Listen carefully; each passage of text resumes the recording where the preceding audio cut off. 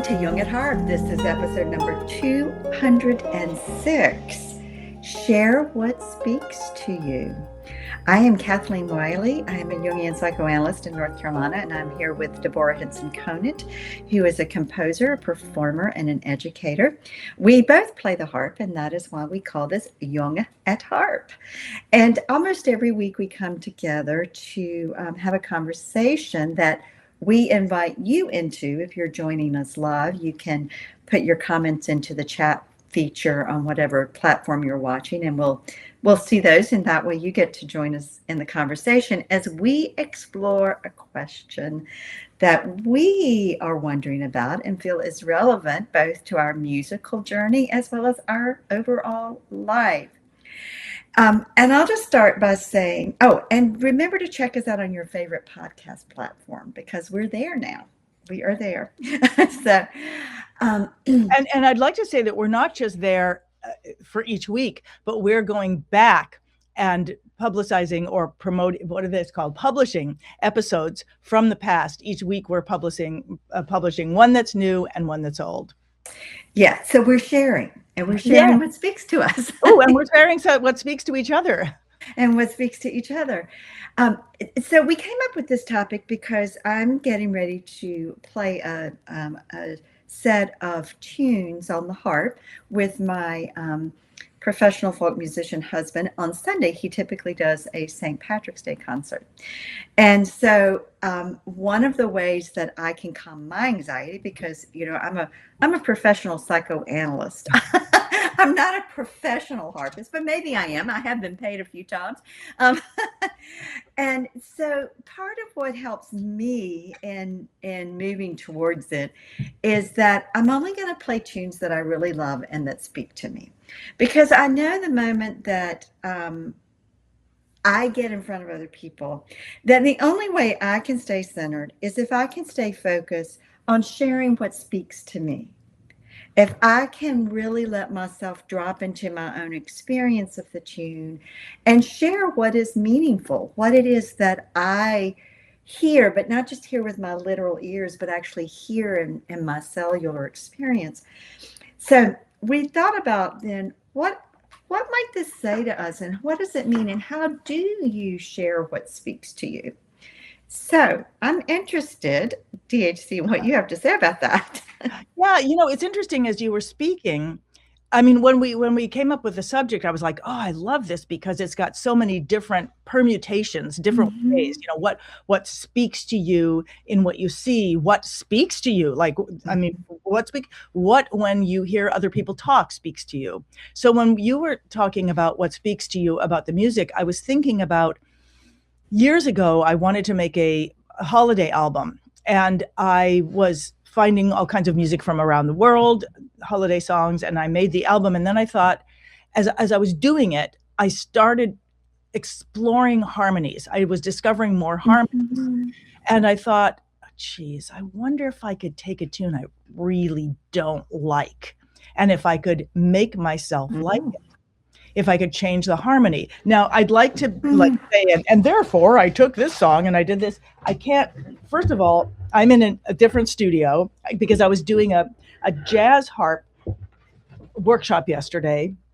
And so I was here with my big concert harp, and it's probably totally out of tune by now. And I don't know if you can even hear it. Can you even? Yeah, we can hear it. Oh, the tune that I didn't like, and I'm not going to play exactly the harmony that I ended up with. I had to reharmonize it. And it was like, oh, Tannenbaum.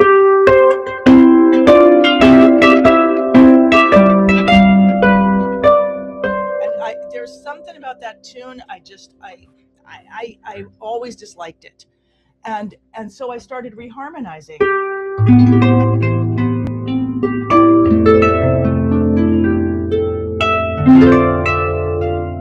And then I think I did something.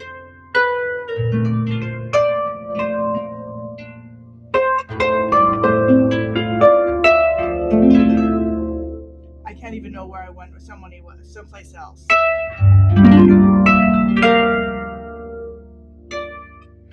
I don't remember where I went, but I had to get out of that la la la la la la la. I mean, maybe that's a Christmas thing for some people, but to me, it's like It's like, Christmas is coming for you. um, and and I ended up with a harmony, which I wish I could play for you now. I ended up with a harmony that I completely fell in love with, and it spoke to me. Mhm. So that was interesting. There's a song I mean, there are songs that I have hated since I was a child.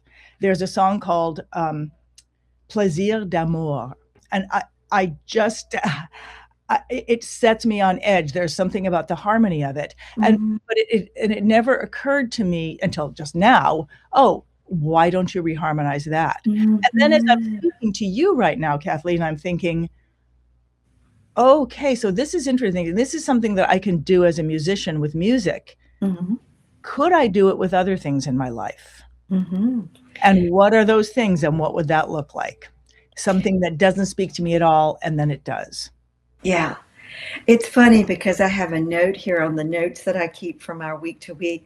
A while back, I had made a note that said, next week, let's talk about harmonize with your own inner harmonic progression. And it's so funny. I don't think we ever made that a topic. But as you're saying what you're saying, that I think is the key, is that what speaks to me is going to be my own inner felt sense, being in sync with my own inner rhythm, being in harmony with my own inner modulation, if I want to say it that way. And what I was struck with is you played as both versions of O Tannenbaum. Mhm. Is the first one was like a march, and the second one was like this lovely, soft love song. Mhm, And mhm. then I thought Right. about the words, O Mhm, Tannenbaum, how mhm, lovely are their branches. And mhm. so, you found for you the spirit of the song and a way to express the spirit. Yeah, interesting that you're saying that, because something else that spoke to me today, it's just something I heard somebody else say. They were talking about um, feeling like a spiritual spirit, like Mm-hmm. the spirit. And she was saying something about how um, she thought about it as an electrical current.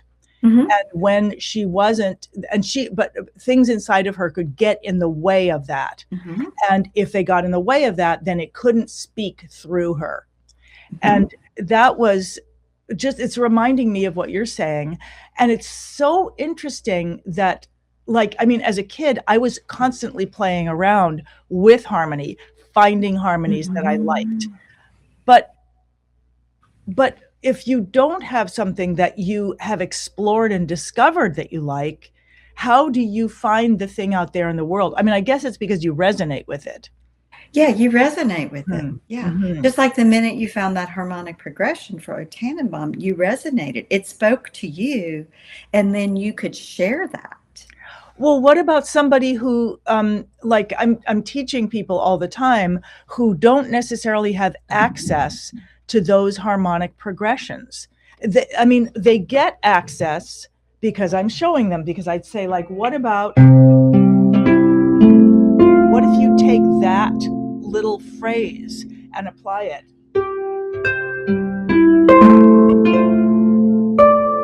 What if you move it?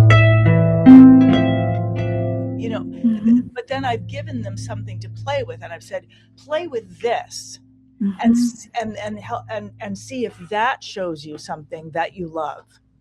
This is so interesting, because it's reminding me of that thing that I'm saying all the time. When you start being self-critical or critical of others, one thing that can reground you is find something to love. Yeah, and get playful.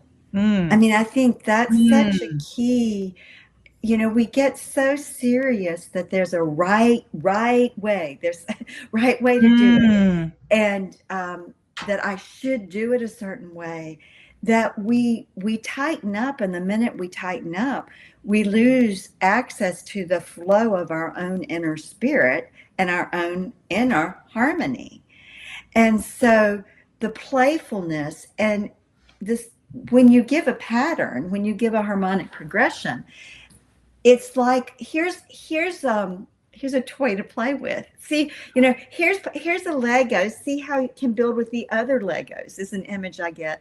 I mean, one of the classes you do that's still my favorite is the summer harp jam with the progressions, because it gives me the template. It gives me like a Lego building block that I can try out, and I can try putting this here, this there, see, or I can try something a different shape. Yeah. So for people who don't know what summer harp jam is, and you can do it all year round, it's mostly it is a series of what you'd call vamps. So I'd set up something like this. And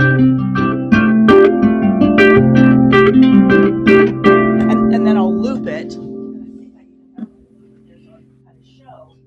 And so it creates these templates. And as you were speaking, I was thinking, gosh, I wish people would do that for the things I have to learn. But let me see if I can loop this. For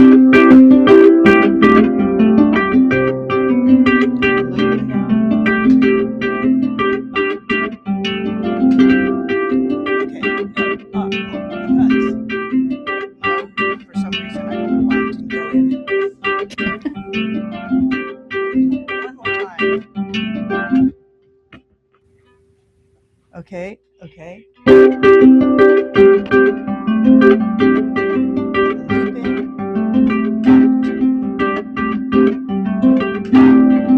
just not connected. I think I disconnected everything. Well, we can hear it.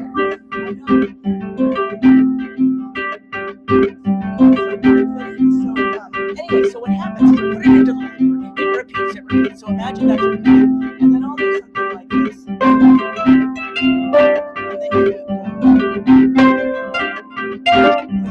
So you repeat back to me. So it's all about vamps and calling. Oh, you can't hear me at all now? Because we hear the music, the looper's going. Okay, now the looper stopped. I cannot hear the looper. Oh, it was going very strongly. Oh no, I believe you. I see what's going on. Okay. Anyway, it's going all for okay. My sound system is very different today. Anyway, everybody, I can't hear that looper. So it is not speaking to me. But if it were speaking to me, the components of that, you're talking about playfulness. And which I really love, because being full of play is fun, but being told to do something and then trying to do it right is super not fun. And so what the components of that playfulness are, which we can't hear right now, there is a structure. I'm going to talk about that all the time. There's some kind of structure, whatever it is, versus go play.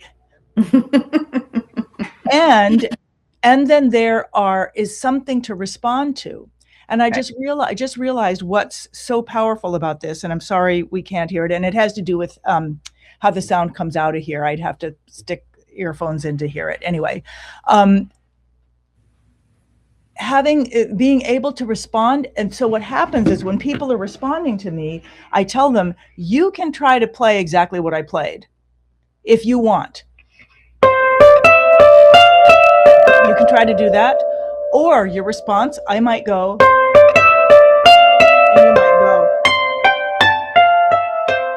So responding can be copying, or responding can be doing something opposite, or responding can be doing something that is similar, or whatever. And having those things to play with and knowing how to play with them. Right. You're right. It allows us to then hear what speaks to us. Right. And then we can, so first we have to hear what speaks to us, or discover what speaks to us, or stumble on what speaks to us. Yeah, experience what speaks to us. I mean, one has to, we have to have an awareness of what our own inner experience is. Otherwise, we don't know. And so then we end up trying to lead with our head, imposing something, and our body's just scrambled. So it really does. It starts, if you're going to share what speaks to you, then you have to be tuned into what speaks to you. And what speaks to us first and foremost makes itself known through our bodily reaction, our physiological response, and the emotion that accompanies that response. You know, when we feel moved by a song, when we feel pleasure, when we feel distaste or disgust, all of those things come up. We know that because of an emotion and body sensation that accompanies it. You're making me think of something. So I was writing all these interview questions for the last 6 weeks. It's been, and one of the questions was, what's your teaching style? And I wrote out what I thought my teaching style was. And one of the members of Harp Academy, I invited them to go look at this. And then she said, but please talk about, she said, this thing where you're explaining things to us and you're playing what you're saying. As you do it, you tell us, and it's so much easier for us to hear what you're saying when you do it that way. Now, it's true, and it's something that I would do all the time, at any moment, especially if someone asked me to talk about my emotions or something. It would be so much easier for me to talk about that with song. I also tend to not talk so fast when I'm singing. But what's interesting to me is that it speaks to them. And I start getting a little bit embarrassed sometimes that I would do that all the time if I could. So, yeah, so there's that idea of what speaks to me. I know what speaks to me, but I'm afraid that what speaks to me is going to be like, ew, do you know when you're around kids? Oh, God, sorry. I used to live with a family that used to have a cordon bleu chef as their mother. And so a meal was all about talking about the food and what quality it was. And there were kids, so they were like, ooh, you like that? So it's scary to share what speaks to you, because as you share that, you're letting people know what moves you, what's beautiful. Okay, that is a big issue for me right now. It's a big issue for me right now, because The Golden Cage, this play I've been writing my whole life, which is a map of my life with music that is, my soundtrack. It's done. It's ready to go into theaters. It's ready to be performed by theaters. And now it's my job to pitch it. And, part of me is like, well, if it was good enough, it would pitch itself, When is that thing going to go out and, leave the house and start doing something on its own? But that's not how it's going to work. And I know that for my character development, I do have to speak for it. Yeah. And I'm scared to. Yeah. Yeah. I'm scared that somebody one friend said, well, it's kind of like a children's thing, a children's show. And I was like, well, no, that was just the production. It was like the costumes, and I was like, that was just the production. That's the way that person produced it. That's how they made their costumes. But it has nothing to do with the show itself or the meaning of the show. It could be done in a very edgy way. There's nothing fundamental in it. Maybe there is something fundamental in it. I don't know. But wow, getting out there and speaking for something that speaks to me. Sorry. No, I mean, I think this is a struggle we all have, and this is why we hide. This is why a lot of creatives never actually even allow themselves to express to themselves, because somewhere there is this inner judge, this inner killer that's going to kill it off before it's even out there. Part of what I just want to acknowledge the vulnerability, because when we show up and we're real, we are vulnerable. And Angeles Arian, who was a cultural anthropologist, who was also a spiritual teacher, she used to have the phrase, she would say, "In my defenselessness, my safety." First of all, In my defenselessness, my safety lies. And Now, my defenselessness, my safety, and that's to really contemplate what that means. It means that I'm the safest when I'm comfortable enough with me to say, this is me. And someone else may think it's not valuable, and that won't feel good. well, two things. I want to go back and I want to, as you were saying, so many of the creatives, they don't share. And I was like, Kathleen, how do you know that? If they haven't shared, then how do you know that they haven't shared? And then I was like, oh, maybe it's because she is the Jungian psych. Maybe she's talking to them. And I'm assuming that's how you know. There was something else, but anyway, so, actually, one of the reasons that I'm a harpist is because it was so difficult for me to share the music that was the most important to me, which is my musical theater. It was much easier to get out and play a harp. Mm-hmm. And that worked quite well, into jazz. Mm-hmm. You could give me any criticism, no issue. I had no problem with it.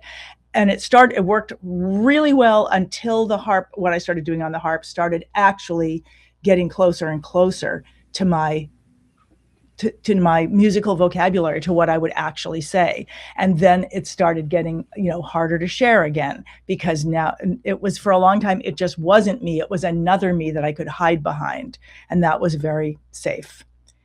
I think you're also saying something that's important, is that if we're going to share what speaks to us, then we also realize that what speaks to us at one point in time in our life may change. I mean, we may find that what spoke to me and what I shared 20 years ago is not what's speaking to me and I'm sharing now. Or maybe there's still a thread that's the same, but the form of it changes. Yeah, well, what if it doesn't? I mean, I think that, I sometimes it doesn't. Yeah. I am like, sometimes I think this about myself. I am not done. Any song I've ever loved, I am not done with that song. Uh-huh. Whether it's Oh Susanna, or Get Along Home, Cindy Cindy, or whatever, I'm not done. I feel like I've only touched the surface of what's available in that song. Mm-hmm. And I think that's part of what embarrasses me. I would get out and I would, I love the song, I've been working on the railroad. Well, somebody told me it's a terrible song to sing. It's about, I know that anyway, whatever. And I was like, now I can't sing it. I can't tell the story of it. And I can't talk about, Dinah. I'm in love with Dinah, who, like, Dinah, won't you blow? Whatever. Let's pull up somebody else before I start crying. Okay. Victoria is saying, what if the thing that moves you also moves others? Right. If you don't share it, others may never have the chance to experience it. Right. And I mean, absolutely, that is a sane way of thinking. That is a sane way to think. Sane. Yeah. And I think the issue is when we're not sane. And I think that, my fear of sharing my true creative voice is not sane. It's fear. Yeah. And again, I want to just say, fear is a normal human response. We all have fear. It seems to be one of those affective responses that's just kind of hardwired into our makeup. I think that part of becoming who we are and really having the courage to share what speaks to us is we have to deal with that fear, and we have to mediate it. We have to temper it. We have to humanize it. Because the reality is, when we share what speaks to us, I do believe it will move people. And there will be some other people that it just bounces right off of. And that has nothing to do with us. If what we share speaks to us and we're speaking from our fullness and our heart, and it resonates for us, it will resonate with some other people. And there are going to be other people who are oblivious to it. But that's not about us. That's about them and where they are. It's not about us. Well, I'm hearing what you're saying, and I'm also thinking about things like, I remember that being able to dance and play has been something I've wanted, since very early on with the harp. And I remember being somewhere where I wrote this song, Sienna's Dream, and it's about a dance. And I imagined that I could, in the middle of the show, I could just be playing and I could just like, just leave. And I remember I did it. And it didn't work. And in part because I was so, like when you're, and I wasn't a kid, but when you're a kid and you're like, I'm going to get out there and do this big thing. And you go, and that, so it spoke to me, but I wasn't resonating with it. I hadn't pulled it completely into my body. And so, I love what Victoria is saying. What if the thing that moves you also moves others? What if it, and I get that I live in the fear that it's going to move somebody else to be like, well, here, I'll give you an example. When I was writing one of the most meaningful songs of my life, and in fact, it's somebody just in one of these interviews, somebody said, what's your favorite recorded moment that you have? And I said, Catcher in the Rye. And it's on an album called Invention and Alchemy. And it's got a big timpani solo in the middle of it. And it's timpani and voice. Mm-hmm. And when I was inventing this piece, and it has to do with a man that I knew who played the bodhrán, which is this amazing drum, and had the bodhrán, which is like raw, but his voice was like the voice of an angel, and mm-hmm. those two was just like amazing to me, and I wanted to experience it and share it. And so I was trying to write this song. But the first time when you are beginning to do it, it doesn't look that way. It looked different. And so the first mm-hmm. time I did it, and I did it in a rehearsal, and there was a friend of mine in the front row of the rehearsal, and she went like this. Mm-hmm. And the song died. Mm-hmm. It died for 10 years. Until I saw this guy doing a timpani solo, and I thought that's the guy who can do this. And this, anyway, we ended up doing it. It was really powerful. But this, I'm always telling members of the Academy, everything is born slimy. Mm-hmm. But when you are, and one of the beautiful things about the Academy, and then Kathleen, I promise, I'm going to stop talking for a minute.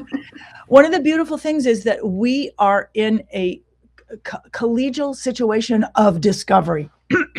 And my teacher, Tony, taught us to share half-baked ideas, mm-hmm. to share them and then we comment with each other, not about like, that wasn't very good. It's like you look for what is there so that you can help the person find that thing that speaks to them.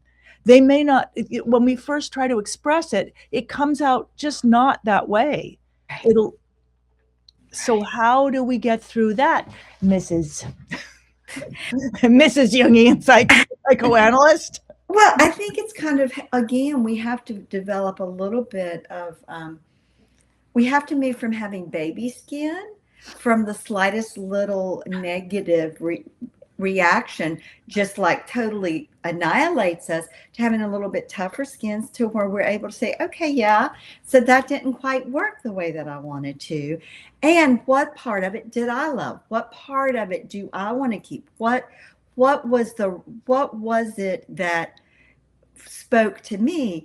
The other thing I think we have to also distinguish is there is a difference between what speaks to us, that's our creative self-expression of our own raw process, and how we then might offer that in a relationship to a partner or to the larger collective if it's an artistic endeavor.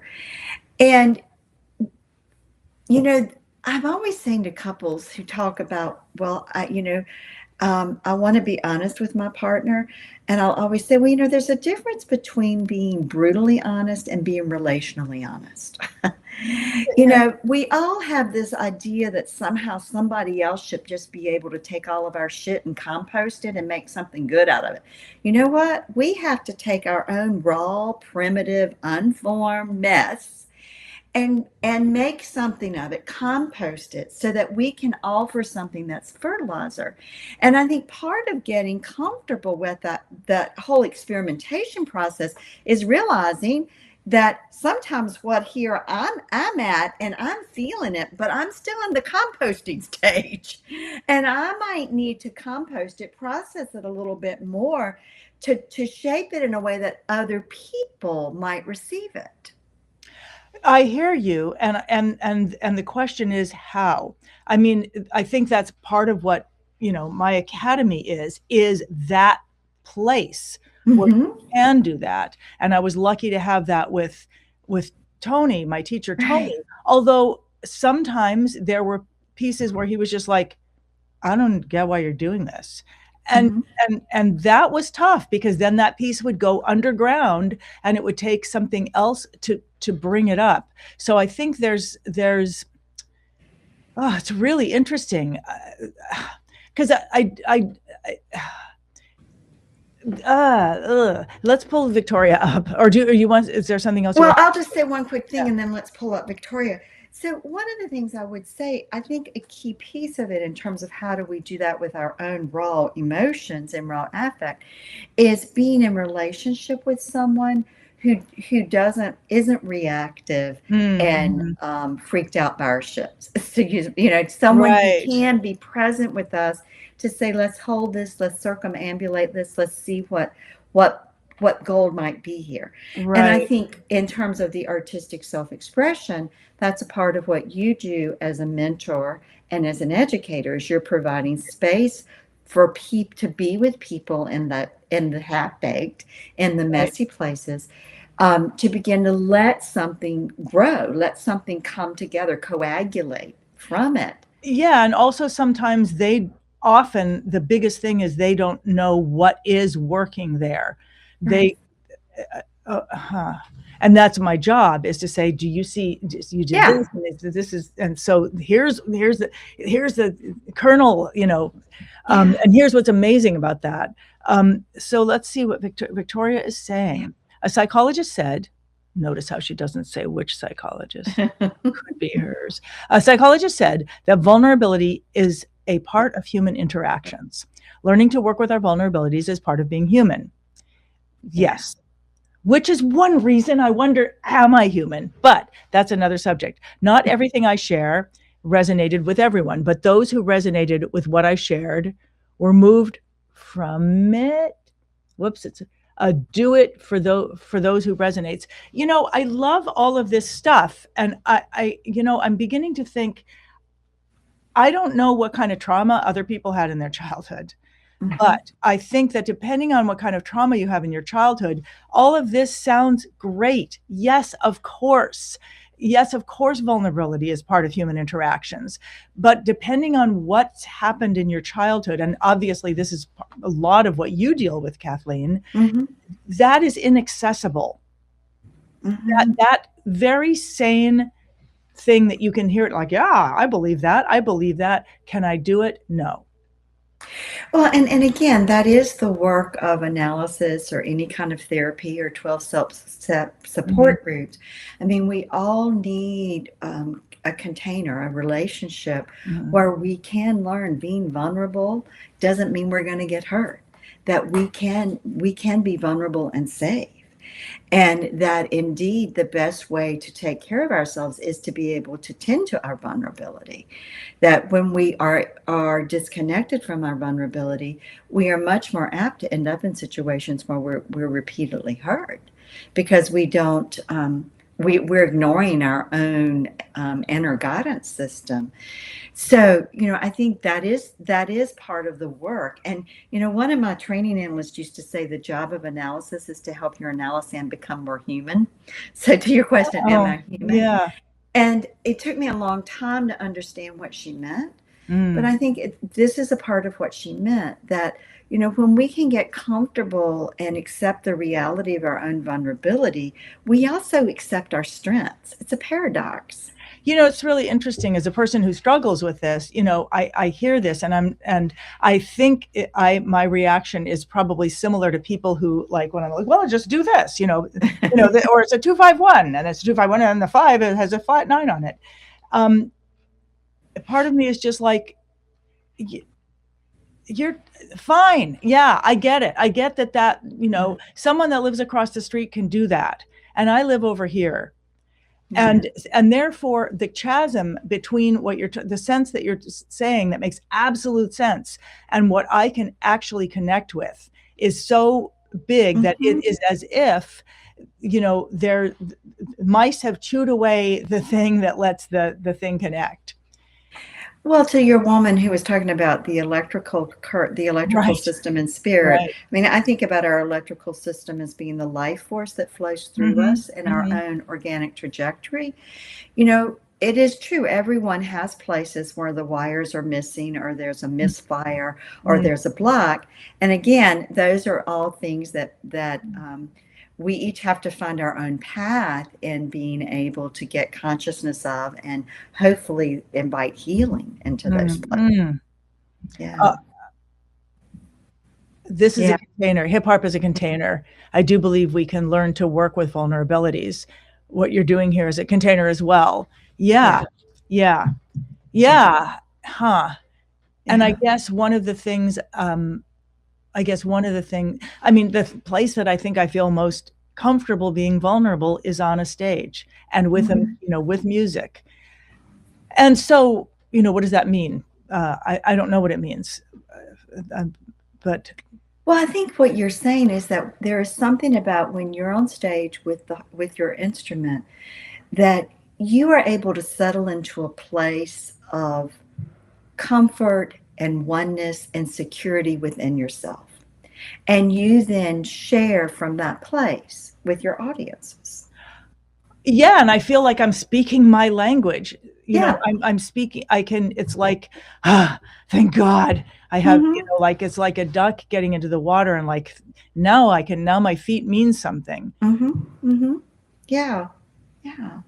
And it's important. I mean, I think it's wonderful that your own innate intelligence, that's uniquely you, steered you in this direction, that you have that. So how can others, if others are feeling like, yeah, I don't have that direction, I don't have that connection, how could they find it? Well, it really all begins by learning to listen within. But again, often people have erected a lot of walls to hearing what it is going on inside of them. So there's a lot that has to be dismantled. But the simple answer is you have to begin to dismantle whatever blocks you from hearing your own guidance and essence. And then once you dismantle that, you have to begin to tune in and discern what it is your own essence wants. And then you have to begin to connect let that energy move you to something different. If first you have to make your first $1 million, and then you take your first $1 million to make your next $1 million. Well, but unfortunately, there isn't a quick 1, 2, 3 fix. This is the lifelong journey of individuation and moving into our wholeness. I always say if there was a 1, 2, 3 formula, I wouldn't be here. I'd be on Oprah, So, I will say that as you're speaking, and I'm thinking, share what speaks to you. And so I'm thinking that one way into this, I like drawing cartoons. It's just something I think is really fun. And, I've never made a living at it or any money at it, but it does speak to me. And it's just fun. It's character. And I love character in life. And so I'm thinking, try sharing that, try sharing, even if it's just that I'm doing it more, try sharing with myself and with others. Yeah. Draw cartoons for you. Let yourself express in the modality that allows you it allows the energy that's uniquely you to move outward. Well, it sounds like you know everything. Where do you have struggled with this? We're going to have to stop in a couple of minutes. Oh, yeah, now we have to stop. Okay, let me just say that I do practice. I have to practice what it is I'm saying to you. It's I like you, and like probably everyone who's listening. I have my own early life experiences of feeling less than and inadequate and worthless, and I still have places I struggle with that, even around playing music. Getting ready for this concert on Sunday. I have my issues with that, and so. part of what I've done is really looked toward mentors and looked toward for containers, because I think that is so important. And containers meaning including relationships that really can affirm what I'm doing and help me hear the strengths, Right. and Right. and then build on the strengths, Right. Yeah. And so, it's kind of like the title of the book, Start Where You Are. We have to be able to see where we are, and that which is, again, expressing what we want to share first, and then we can build on that. So I'm seeing, again, why having a community that is of colleagues for discovery, which is what Hip Harp Academy is. People are still scared to share, but when they do, they start seeing what's working, and that doesn't mean that they can always then share again afterwards. That's but right. I'm going to share what Victoria's saying, and then I know we have to go. Victoria said, "Well, I said at the beginning of the sentence that this is a container. I guess all I was saying is that you're doing it already." I see.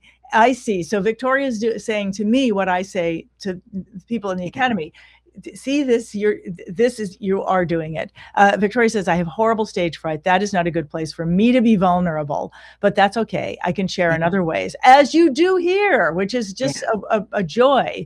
And Kathleen said it beautifully. There is no formula. See, now I love formulas though. Anyway, I'll see if I can find one. Find one and bring it back to us next week. It'll be get your first $1 million and then use it to make your next $1 million. Well, thank you, Kathleen, and thank you, Victoria, and thank you for everybody else who joins us either while we're here in this container or as the container goes out and onto the podcast where you can share. And we love all the comments that we get from you. And Kathleen, thank you so much for this subject today. It was beautiful to look at, and I know I'm going to be thinking about it a lot more as the day goes on. And I hope all of you join us again and again and again and again. Visit jungatharp.com for show notes, contact links, and to follow the ongoing conversation. That's Jung, as in Carl Jung, the famous psychoanalyst, and harp, as in the many-stringed instrument.